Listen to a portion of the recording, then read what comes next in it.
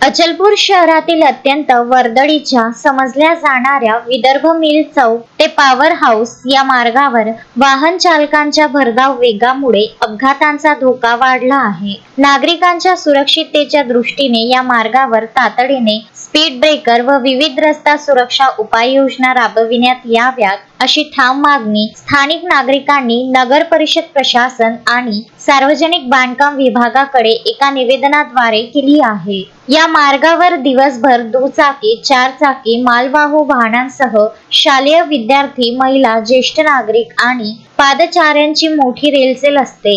अनेक वाहने विना वेग मर्यादा भरधाव वेगाने धावत असल्याने पादचाऱ्यांच्या जीविताला गंभीर धोका निर्माण झाला आहे। या भागात अनेक शैक्षणिक संस्था, दाट निवासी वसाहती आणि व्यावसायिक प्रतिष्ठाने आहेत, ज्यामुळे लहान मुलांच्या आणि ज्येष्ठांच्या सुरक्षेचा प्रश्न ऐरणीवर आला आहे। मार्गावरील आवश्यक व संवेदनशील ठिकाणी तातडीने स्पीड ब्रेकर बसवावेत, वेग मर्यादा, शाळा परिसर आणि सावधान दर्शविणारे स्पष्ट इशारा फलक उभारण्यात यावेत, झेब्रा क्रॉसिंग, योग्य रोड मार्किंग आणि रात्रीच्या वेळी सुरक्षिततेसाठी कॅट आय बसविणे।